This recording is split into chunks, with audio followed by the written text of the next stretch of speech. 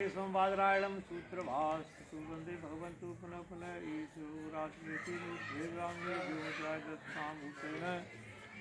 सदाशिवसमारम्भा शंकराचार्यमध्यमा शिलाचार्यपर्यन्तं वंदे गुरु परंपराम। आज की ईश्वरी सभा के अध्यक्ष स्वामी जी, कुशल संचालक जी, सभी संतगण, भक्तगण और भगवत स्वरूपा माताएं, सबके हृदय में विराजमान ईश्वर को मैं साक्षात नमन करता हूँ, अभिवादन करता हूँ। देखो, समयाभाव के अंदर बहुत कुछ वक्ता ऐसे हैं जो बोल भी नहीं पाए। सत्संग में बहुत एक ही बात की जाती है। देखिए, हम जो है तीन चीज़ों से, अधिकतर शास्त्रों में पढ़ लो क्या कुछ में पढ़ लो, तीन चीज़ों से हमारा साधन का जो पथ है उस पर चला जाता है। कर्मयोग, भक्ति योग और ज्ञान योग। तीन चीजों से अब हम करते क्या हैं, हमारी भूल क्या हो रही है सत्संग में, कि हम सबसे पहले क्या करते हैं कि ज्ञान की चर्चा करते हैं। हमारे गुरु कह रहे थे कि यदि ज्ञान की चर्चा तुमने शुरू कर दी या सुनना शुरू कर दिया और भक्ति और कर्म से आप जो है विमुख हो गए तो आप कभी ज्ञानी नहीं होंगे। जब क्योंकि ज्ञान से सीधी बात करने से आपका कभी अंतःकरण शुद्ध नहीं हो सकता। शंकराचार्य इस बात को कहते हैं कि कर्मयोग और भक्ति योग, इन दो को करने से हमारा अंतःकरण शुद्ध होता है। अंतःकरण हमारा शुद्ध का मतलब क्या है? अंतःकरण ऐसा शुद्ध हो जाता है जैसे शीशा। शीशा कितना शुद्ध होता है, उसमें चर्क दिखाई देता है। जब आपका अंतःकरण शुद्ध हो जाएगा, यानी सतोगुण में पहुंच जाएंगे आप, तो आप ये मान के चलिए कि जिस परमात्मा के हम दर्शन मंदिर में करने जाते हैं, सब जगह जाते हैं, उसका स्वरूप क्या है? उसका स्वरूप शांति और आनंद है। आपको हृदय में जिस काम से शांति आए और आनंद आए परमात्मा के काम से, तो आप ये मान चलोगे सतोगुण में ही आप बैठे। अगर ऐसी हर समय स्थिति रहेगी तो आपका अंतःकरण शुद्ध हो जाएगा, शीशा की तरह चमकेगा। फिर ये कहते हैं कि सब जगह सब दर्शन करो, सब जगह, अरे भाई सब जगह परमात्मा ही दिखेगा तुमको। ये निश्चित है कि अंतःकरण शुद्ध हो जाएगा। अंतःकरण शुद्ध की पहचान क्या है? अंतःकरण शुद्ध की ये पहचान है कि आपको रजगुण और तमोगुण यानी परमात्मा के अलावा यदि आपको कोई चर्चा अच्छी न लगे, अब आप अच्छी और लगने से बुरी लगने की एक बात यहाँ और आएगी कि चौथा अच्छी न लगे बुरी लगे, ताकि हम कानों में बंद करके थोड़ी चलेंगे। कान बंद करो लेकिन उसमें आसक्ति मत करो, उसमें लिपायमान मत हो। दुनिया बकती रहती है। हम अगर सावधान बैठे और अपने मन में एकांत बैठे, किसी को भजन कर रहे हैं या देख रहे हैं और आगे कोई साइकिल वाला निकल जाए, आपने अनुभव किया होगा, आप पूछेंगे यहाँ कोई होके गया है कि भैया हमको नहीं मालूम है कौन गया। क्यों? कि वहाँ आपका मन नहीं है।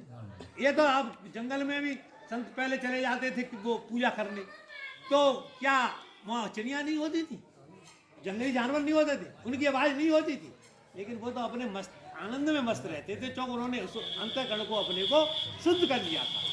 तो अब अंतःकरण कर्मयोग, कर्मेंद्रिय के द्वारा कैसे शुद्ध होगा? तो गीता में भगवान कहते हैं कर्मयोग में कि यह तो मनसा, यह तो इंद्रियान मनसा नियम आरभते अर्जुन, कर्मेंद्रिय कर्म योगस्य असत्य से विशिष्यते। यानी जिसने कर्मेंद्रियों को तो कर्म में लगा दिया लेकिन मन को निश्चित कर लिया। कर्मेंद्रिय कर्मयोग में लगाने का कैसा है कि आप किसी की तरफ देख रहे हो तो देख रहे हो, लेकिन मन नहीं देख रहा है तो आपको वो दिखाई नहीं देगा। जैसे आप रास्ते पर चल रहे हो, आपके नारायण महाराज जी पहचान पाओगे, आप उसमें चल रहे हो, रास्ते पर चल रहे हो और भगवान का भजन कर रहे हो, तो क्या आप रास्ते में नहीं चलेंगे? कर्मेंद्रिय तो कर लग रही है, हाथ पैर ये कर्म तो लग रहे हैं, लेकिन कर्म करते हुए मन को उसी परमात्मा लगाने का अभ्यास करो, तो आप आसक्ति यानी उस कर्म में आसक्ति मत करो। इसी को कर्मयोग कहते हैं। कर्म में आसक्ति करना, कर्म से बंधना है, कर्तापन का अहंकार बढ़ता है, और कर्म में आसक्ति छूटना कर्मयोग है। अब भक्ति योग की तो एक पूरा अध्याय भगवान ने दिया, कर्मयोग तो ये हो गया। भक्ति योग क्या है? भक्ति योग ये है कि आप जो है, देखो एक श्लोक भगवान ने कहा, वैसे तो 20 श्लोक हैं भक्ति योग के, पर आप इन्हें छोड़ो, एक श्लोक बहुत साधारण सुनो। अनिपेक्ष सुतिर्दक्ष उदासीनो गतव्य सर्वारंभा परित्यागी यो मद भक्त सम एक प्रिय है। भगवान कह रहे हैं महाराज आपको कौन सा भक्त प्रिय है? तो अब यह कर्मयोग तो ये हो गया, तो अंतःकरण में आसक्ति नहीं रही, तो आपकी जो है अंतःकरण शुद्ध होगा। अब भक्ति योग से कैसे शुद्ध होगा कि अनपेक्षा सुतरिजच्छ है, किसी से कोई अपेक्षा नहीं करनी चाहिए, कभी किसी चीज की अपेक्षा। हम तो यहाँ से जाएंगे तो दावत की अपेक्षा कर रहे हैं, तो दावत ही नहीं सकते हैं, ऐसी अच्छा अपेक्षा बैठ बैठ क्यों कर रहे होंगे, तो कोई अपेक्षा मत करो, जो होया तो होया। प्रकृति क्रियमाणी गुण कर्माणि सर्वस है, अहंकार विरूमात्मा करता हम एक मन थे। अरे जो प्रकृति की क्रिया है, प्रकृति का शरीर है, प्रकृति का ही गुण है, ये तो सब योग की तो हो रहे हैं, इसको आप रोकेंगे तब भी नहीं रुकेंगे, और जब आप मतलब करना चाहेंगे तब भी नहीं होंगे, आप रोकना चाहें तब होंगे नहीं, और करना चाहें तो कर नहीं सकते हो। तो अनपेक्षा किसी से अपेक्षा मत करो। सुचिर दक्ष है, यानी पवित्रता को लाओ। पवित्र भीतर बाहर की पवित्रता कैसी है, दो तरह की पवित्रता है।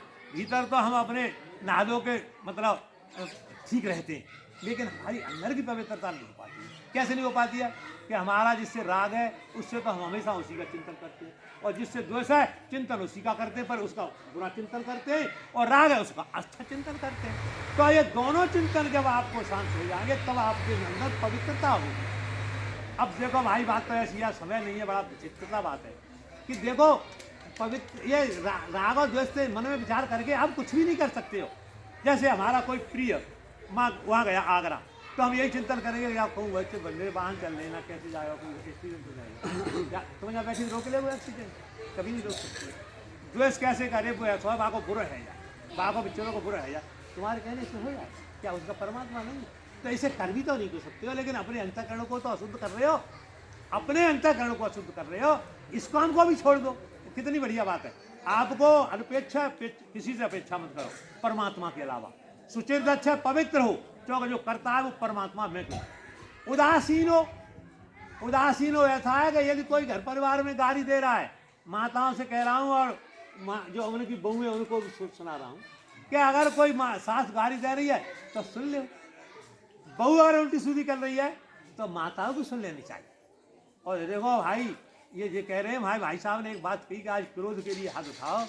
वास्तविकता तो यह है कि जिसका क्रोध शांत नहीं होगा वो जीवन में परमात्मा के मार्ग में तो चलने वाला है ही नहीं, आप ये मान चलिए।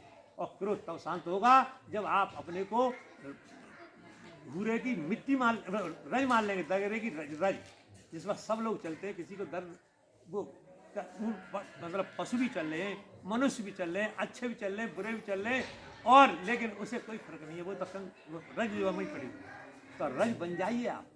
आपको आनंद, देखो ये क्यों मैं कह रहा हूँ, जो आप शांति और आनंद चाहे हो इन्हीं चीजों से मिलेगा। आप रोजाना लड़िए, रोजाना बुराई करिए, गाली दीजिए, एक दूसरे की गाली सुनिए, कभी आपको शांति नहीं मिलेगी। और शांति जब मिल जाएगी तो आनंद अपने आप आएगा, और आनंद अपने आप आएगा तो आपका तभी अंतःकरण शुद्ध हो गया।